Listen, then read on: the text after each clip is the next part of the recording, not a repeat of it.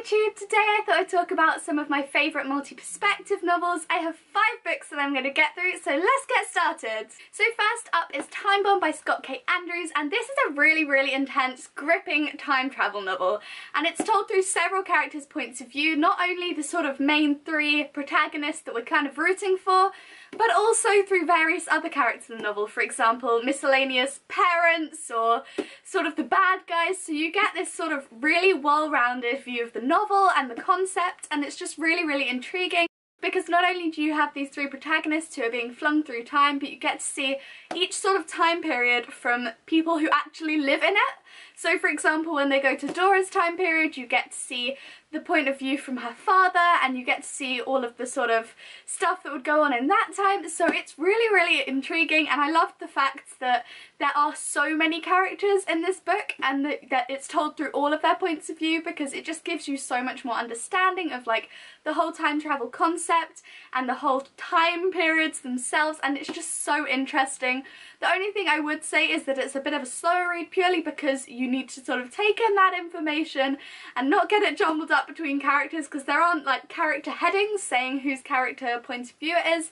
It takes you a couple of lines to kind of realise which one's talking, but it's really good. Next up is The School of Good and Evil by Simone Chinani, and this one is super duper awesome. It's told between 2 characters' points of view, Sophie and Agatha. They are our main characters, and you've got the one who wants to go to the school for princesses and the one who wants to go to the school for witches, and they are flipped around and sent to the opposite schools, and you get to see sort of the inner workings of their heads trying to suss out these schools that they really don't feel like they fit in, and you get to see their sort of journey over the novel, and you get to see how their friendship progresses and how they view each other. And because it's a middle grade read as well, it's really interesting just watching their friendship develop, much like it would in real life. It's really sort of true to that in that way. Even though it is a sort of fantasy book, you do have that real representation of friendship, and I can't wait to get to book 2. So yes, this one's also being made into a film super soon, so I'm super psyched for that. Next is Unrivaled by Alison Knoll. Now this one only came out recently, and I really enjoyed it. It's completely Pretty Little Liars mystery kind of vibe,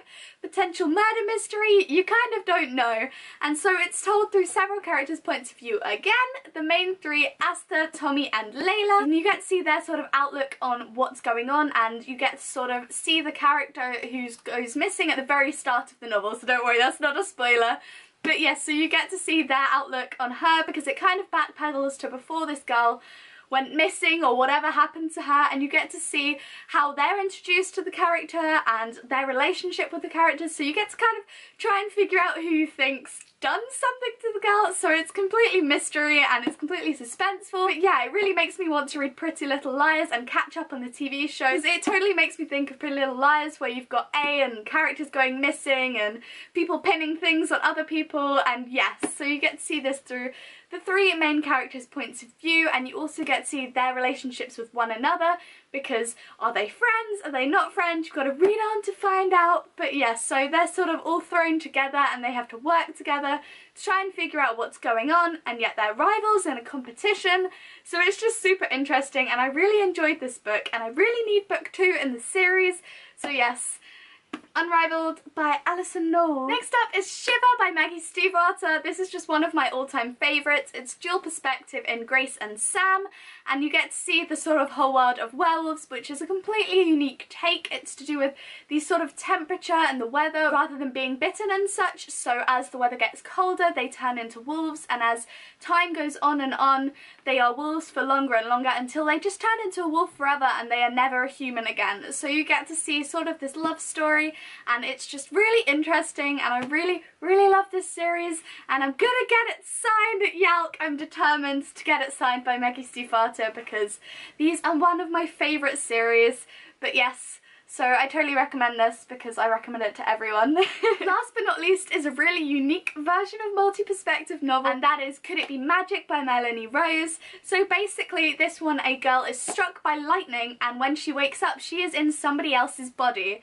So every time this character goes to sleep, she wakes up as one of 2 people, herself or this woman called Lauren, and it's sort of her trying to figure out how to have two lives. Like, she never has a sleeping life, she's always one of these two people, so obviously she can't stay two people forever, so it's sort of trying to figure out how to save herself, how to figure out sort of to run a family, because herself normally is just a single girl with a boyfriend, and then this woman that she's waking up as has kids, a husband, and she's trying to sort of suss all of this out, and it's all because of lightning.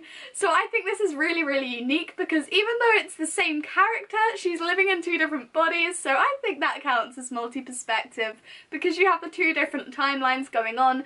And this is a book that I read years and years ago, and I really love it. I'd recommend it to anyone who likes sort of contemporary books but with a really unique spin on it, because I've never seen anything like this before at all. So yes, could it be magic?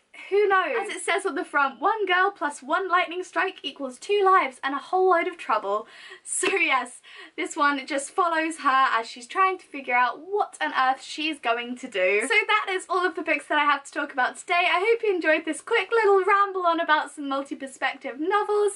Let me know in the comments your favourite multi-perspective novel. I would love to hear. And I post new videos several times a week, so subscribe if you want to find out when I post a new one. And I will see you next time.